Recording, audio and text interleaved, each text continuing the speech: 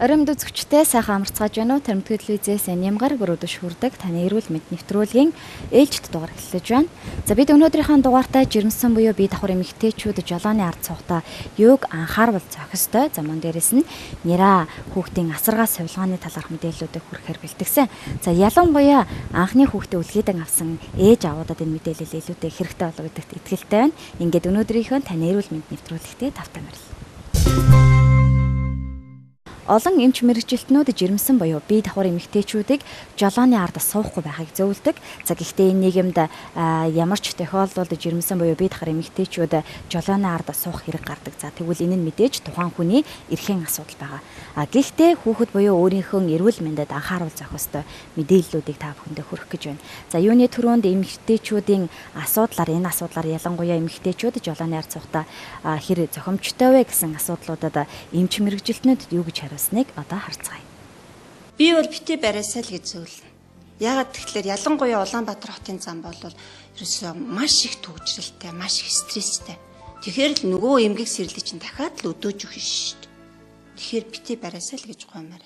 Одоо тэгэл ажил төрлөө гүйцэтгэж байгаа улсуудыг бүгдийг машина битээ барь гэж хэлэхэд хэцүү шүү дээ. Тэгэл тодорхой хэмжээгээр бол машин болвол барьж болно л доо.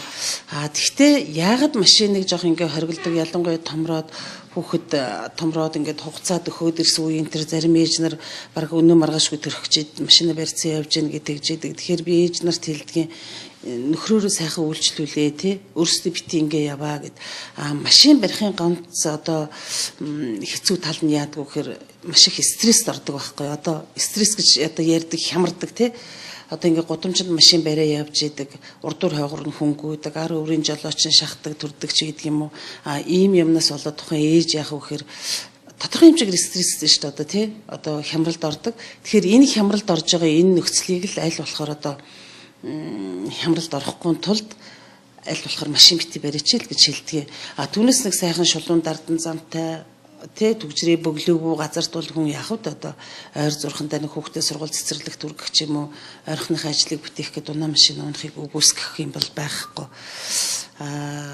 Манай нөхцөлд бол жоохон хэцүү байдаг учраас ялангуяа жоохон жирэмсэн томроод ирэхээр бити барьж ил гэж гуйдаг шүү дээ. Тэгээд хүмүүсийн амьдралын болохоор зарим нүгэнд ордог ч юм уу мэдчихгүй шүү дээ. За ганц жолооны ард суугатаа стресстэй бус маш олон төрлийн стресс бол уур бухимдлыг хүргэж байдаг. За тэгэхээр жолооны ард суугатаа буюу бие давхар эмэгтэйчүүд маань юуг анхааруул зохистой вэ гэсэн мэдээллүүдийг одоо хүргье. Жолоо барих уу эсвэл мэдээч хэрэг ирээдүйн ээж машин жолоодох хэсгээ өөрөө л шийднэ.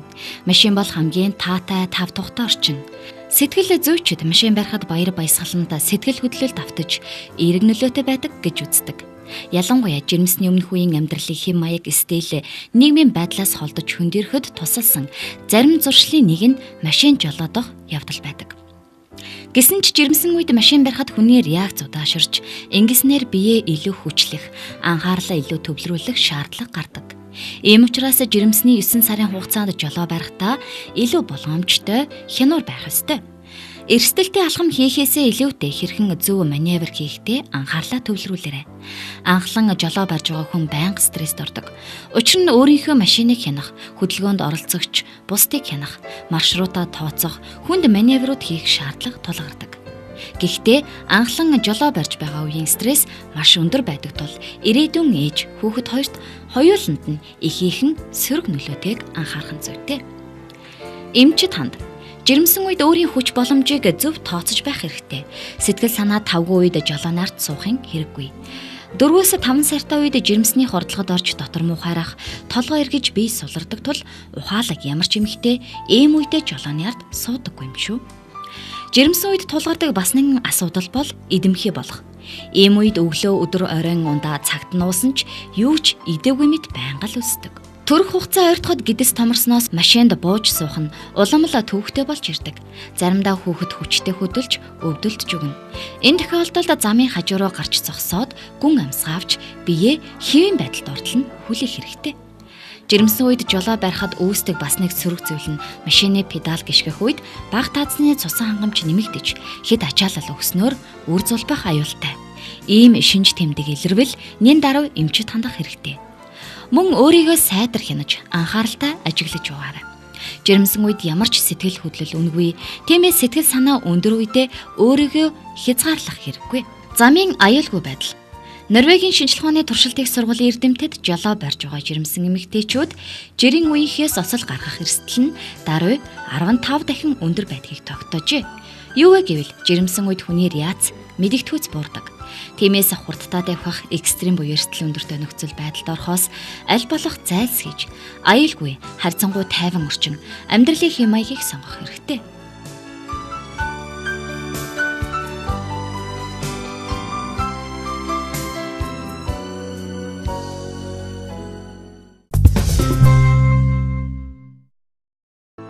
Ам юунаас болж өнгөртдөг вэ? Энэ нь нэхээс төрөх үед эхээсээ эсвэл бохиргаар болон эд зүйлсээр дамжин халдварлагдсан байдаг. Антибиотик мөн нөлөөлнө. Ам гэмтсэн үед завж уруулын дотор талд цагаан өнгөтэй өнгөр болон жижиг зүйлс гарсан байдаг. Хүүхдийн угж хөхлөөр аяг халбыг буцалгана. Ариутгах бодист мөөхөнцөр өвхдөггүй. Эрүүл нэраа хүүхдийн амны саст бүрхөвчийг цэвэрлэх шаардлагагүй. Учир нь саст бүрхөвч нь амархан гэмтдэг. Хэрвээ амны саст хил тагнаа завжаар цайвар шаргал өнгөр тогтсон бол 2% соодын усмал, 5% усан дуусгасан статины усмалаар арчиж цэвэрлэнэ. Нэраа хүүхэд амархан зогсох мөн найтадаг. Энэ нь ямар учиртай вэ? Нэраа хүүхэд ойр ойрхон найтайгаа бас зогсох үед нь санаа зовох хэрэггүй. Цэжний хүндийг хэвлийн хүндигээс тусгаарлаж байдаг булчинлаг үрцэн сайн хөгжөөгөө тул зогсох тал бий. Зогсох найтайг нь хүүхдэд өөрт нь ямар нэг завьар хүндрэл авчирдаггүй. Харин томчууд биднаар үүнийг сонсох дургүй тул заавал ямар нэг юм уулгах гээд эсвэл өсөөгүй байхад нь хүчээр хөхүүлэх гээд байдаг нь дэм юм. Найтай учир нь насанд хүрсэн биднийх шиг хамранд нь ус байдаггүй тул тоос шороо хуурай агаараас болоод амархан найтаадаг. Гэхдээ энэ нь амьсгалын зам хамраа цэвэрлэж байгаагийн арга юм а. Нэраа хүүхэд хизээ баасаа хураадаг вэ? 2-3 хоног баахгүй байвал яах вэ? Нэраа хүүхэд нэг сартаагаас баасаа хурааж эхлэх ба 2-3 хоног хэвийн баахгүй байж болно. Хэрв гэдэс дүүрж хүүхэд тайван бос байдал илэрвэл төрүүлг нь харуулж хэвтүүлэх, шулуун гидсийг нь зочроож баалгах хэрэгтэй. Баахгүй байвал эмчид хандаарай.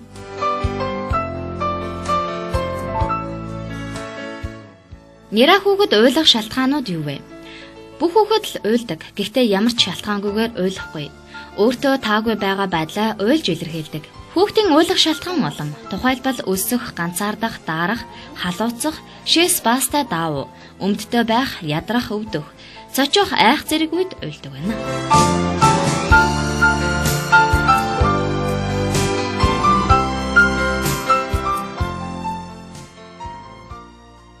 Хүүхэд яагаад гулигдаг вэ?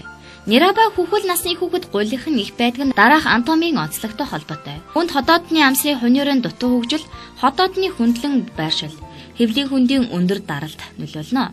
Гулгалт үүсэх хоёр том шалтгаан нь хитэх хооллох, агаар залгих юм. Хитэх хооллолт үед хооллож дуусны дараа хүүхэд бага хэмжээтэй ээдсэн эсвэл хагас ээдсэн сүгээр гулгдаг. Энэ үед хөхөө зөв хөхүүлэх, нэг удаагийн хооллох хугацааг багасгах, эсвэл хөхөө саагаад дараа нь хөхүүлэх аргуудыг ашиглана. Агаар залгих нь хэд зочромтгой хүүхдэд амьдралын 2-3-7 хоногоос эхлэн үүсэх буюу эсвэл сүү бахтай хөхөхний сүү садарч гарах, угжны шилийг хэвтэй байрлуулах, хөхөө буруу өмхүүлэх, хүүхдийн булчингийн ерөнхий сулралын үед үүсэж болно. Агаар залгисан тохиолдолд хооллосны дараа 5-10 минут болоод өөрчлөгдөөгүй сүүгээр гулгах буюу энэ нь гадагшилж байгаа агаарын чанга дуу чимээтэй хосолдог. Энэ үед хооллолтын техникийг хэвэн болгох нь чухал ач холбогдолтой. Хоосны дараа хүүхдийг 15-аас 20 минутын турш босоо байрлал тэвэрнэ. Нэраа яагаад бөөлждөг вэ? Хоол боловсруулах зам ихэвчлэн ходоодонд дагуулгдсан зүйлс ам хамраар аяндаа маш эрчимтэй гадаг шаягдан гарахыг бөөлжилдэг гин. Ходоод гэдэсний замын хямрал ходоод гэдэсний бус шалтгаантай байдаг бөгөөд эмчийн зөвлөгөө авах ёстой.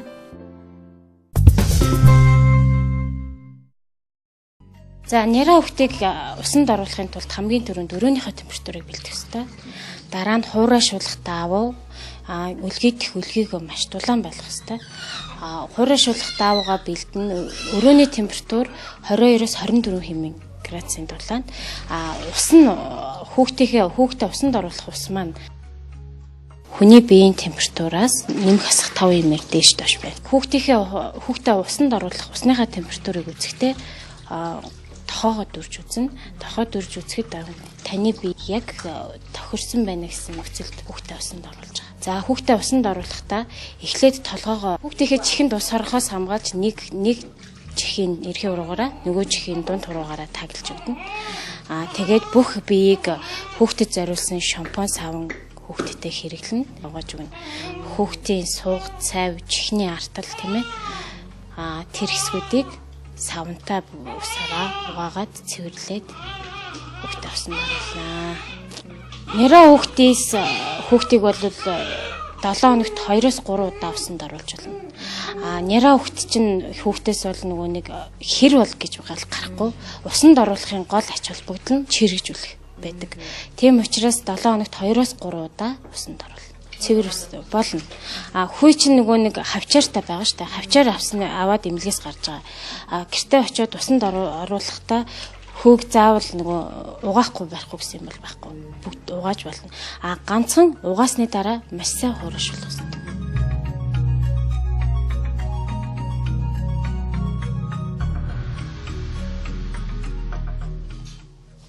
За хуурашуулах 3-4 удаа даавуугаар хуурашуулна. Хүү маш хуурай цэвэр байх хэрэгтэй.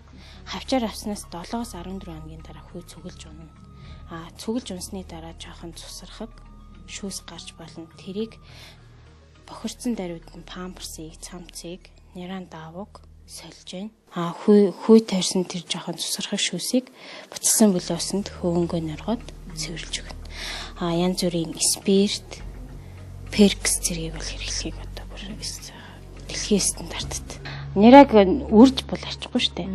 Бүх даавууг ингэж шингээх маягаар дарж, зөөлөн дарж арчиж авч байгаа.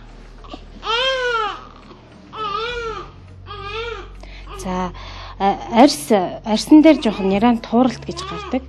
Няран тууралт гарсан тохиолдолд 2 удаа өдөрт 7 хоногт 2 удаа усны жирийн үед оруулдаг байсан бол 7 хоногт 3 удаа оруулж болно. За яг хөө бүр илт тууралттай үед бол эмчийн загвараар марганцтай усанд оруулж болно.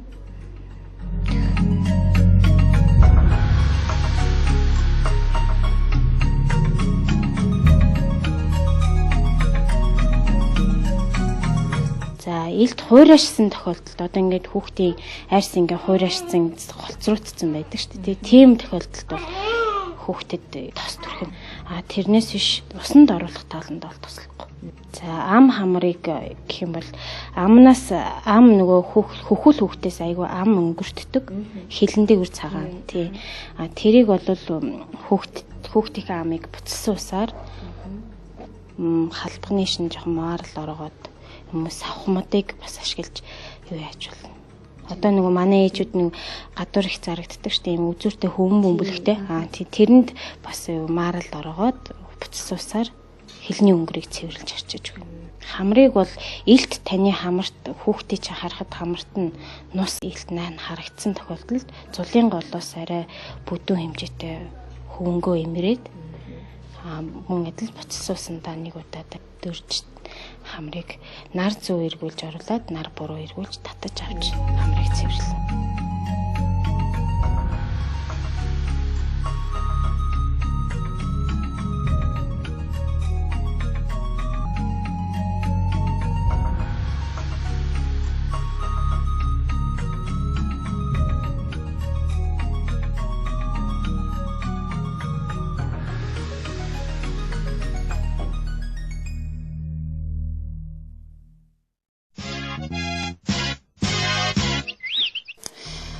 Ерөнхийдөө нэраа хүүхдийг 2-3 цагт тоолох хэрэгтэй байдаг. Хооллохынхаа тоолнд памперсыг солих хэрэгтэй. Памперсыг солихдоо юг анхаарах вэ гэхээр хүү хөндөхгүй байх хэрэгтэй. Нэраа хүү гэдэг бол төрснийхээ дараа хуурай, ил, задгаа нөхцөл байх хэрэгтэй. Ямар нэгэн ус тос хэрэглэхгүй. Дээр үед болохоор нөгөө дарж боодог байсан да. Тэр үе чинь нөгөө даавуугаар одоо болохоор хүү авчаар хэрэглэдэг. Тий дарж боодог байсан учраас одоо бол дарж боохгүй, ил задгаа байна. Памперсыг солихдоо хүүг бол памперсаар дарахгүй. Ил гаргана. Ягаад гэвэл хүү амьсгалж явах хэвээр тэгжээж хурд нь хатна. 7-оос 14 хоногийн хугацаанд хатаж хүү цөглөдөг. Тийм болохоор хэрвээ памперс маань хүүг дарах гээд ах юм бол дээд хэсгийг нь буцаагаад нааш нь нуулаад дараад хүүг ил гаргаад үлгээх ёстой. Хүүг арчлах тал дээр бас ээжүүдтэй хоёлаа зөвлөгөөгөө тийм манай ээжүүд маань бас юугаар цэвэрлэх бас боломжтой гэдэг юм болоо.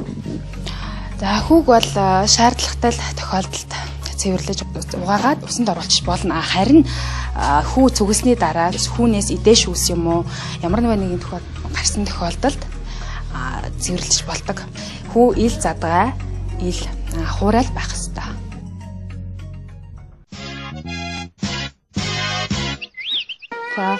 Нэрэ хүүхдийг бол 3-4 давгаар нэрэн давуу. Зузаан нэмгийн үлгийг бол өөртөө сонгож болно. Гэрийн нөхцөлд болохоор зузаан үлгийгээр бол яг гадаа гарахтаа ч юм уу салхилах үедээ зузаан үлгийгээр үлгэдэн. Гэрийн нөхцөлд гэртээ байгаа тохиолдолд бол 3-4 давгаар нэмгийн үлгийгээр үлгэдэн. Эхлээд нөгөө шатлсан хэлбэрээр тавина давуугаа. 1 2 3 гээд 3 давуугаа шатлсан хэлбэрээр тавиад нэг давуугаа болохоор яг эхний давууг бол бүслэхийгээр дараагийн давууг болохоор суугаар 3 дахь давууг болохоор мөрөөр 4 дахь давууг толгоогоор үлгэдэж байгаа. Тэгээд нэмгэн үлгийгээр болохоор толгоогоо үлгээдээд гэрийн нөхцөл дулаахан байгаа гэрээхээ температураас шалтгаалаад дулаахан байвал заавал толгоог үлгээх шаардлага байхгүй. Малгайг нэмсүүлээд гэртээ байлгаж болно. Энэ хүүхдтэр бол энэ хүүхд маань гэртээ гарах гэж байгаа. Эмнэлгээс гэртээ гарах гэж байгаа хүүхд. Энэ хүүхдтэйгээ болохоор яг үлгэдэж байгаа манай совилгч үлээж байгаа шүү дээ. Үлгэдэж байгаа үед нөгөө ээж нь юм цамц аваад ирсэн боди гэж ярьдаг шүү дээ. Тийм бодиг нэмсүүлээд энэ хүүхдээ болохоор ингээд гурвалжлаа дааваа гурвалжлаад үлгэдэж байгаа байхгүй. Тийм. Энэ гэртээ гарч байгаа учраас энэ хүүхдийг маш зузаан үлгийгээр үлгэдэж байгаа. Гадаа агаарт гарна гэдэг утгаар нь тийм ээ. Тэгэхээр сүүлийн үед ээжүүд маань хүүхдийг бас үлгийтгэс их татгалцдаг болсон байгаа. Энэ тал дээр та ямар бодолтой байдаг вэ? Тий, үлгийтгэс татгалцдаг болсон байгаа. Ер нь бол сүүлийн үеийн гүйцэд нэраа хүүхдийг дутуу нэраа хүүхд бол хувцлаад хувцсан ч гэсэн бас нөгөө нэг бидэнд хүрэлцэж даавн цамцсан ч юм уу те хүрэлцэж нөгөө дулаана авч чадахгүй хүүхдэд өөрийн ихлчээ авч чаддгүй учраас дутуу нэраа хүүхдийг бол их хвчлэн бид нэр үлгэддэг. Гүйцэд төрсөн гүйцэд нэраа 3 илээс дээш жинтэй хүүхдийг бол гэрийн нөхцөлд хувцлаад байж болно. Тий. Ер нь бол тий айл болох таавар нь хувцлах юм бол ер нь хурдан өсдөг, хурдан бойждаг, биеийн хөгжил хурдан хөгждөг гэдэг утгаар сүүлийн үеийн хүүхдүүдийг бас их хувцалдаг болсон л байгаа л да. Бүсийг бол чанга үлгэх бүслэхгүй. Тийм нөгөө хөлийг татаж үлгээхгүй. Одоо нөгөө дээр бидний аав ээж нөгөө хөлн майж болчихно гэл айгүй хөлийг татдаг байсан тий. Одоо бол тэгэхээр болцсон хөлийг сулж хөлөөтэй байлгадаг бас.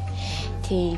Тэгээд нөгөө төрсөн няраа болгоноога манай эмчнэр бүгд нөгөө түнхний үеийг яхаа тааж хяналтад тавьж гаргаж байгаа. Түнхний үеийн дутуу хөгжил байгаа тохиолдолд хөлийг ерөөсө татахгүй гэдэг зөвлөгөөг ээжүүдэд маш сайн өгч гаргаж байгаа. За дээрх мэдээллүүдээс ээж аваад манай нэраа хүүхдэд хэрэгтэй мэдээллүүдийг авсан болов гэдэгт итгэлтэй байна. За ялангуяа анхны хүүхдээ үлгээдэн авсан ээж аав нарт хэрэгтэй мэдээллүүд илүүтэй зөнхлөн гаргалаа. Тэгэхээр нэвтрүүлэг үргэлжлэн мэдээллийн болонгаа хүрэхэд бэлэн болоод байна. За жил бүрийн 5 дугаар сард совилогч нарын баяр өдөр тохиодог. За тэгвэл энэ жилийн хувьд Монгол улс маань совилогчдын баяраа их хүүхдийн эрүүл мэндийг сайжруулах тал дээр ажиллаж байгаа. За тэгвэл улсын 3 дугаар төв эмнэлгийн совилгын албаныхан маань энэ жилийн одоо баярын хүрээнд ямар ажлыг зохион байгуулж байгаа мэдээллийг одоо хүргье.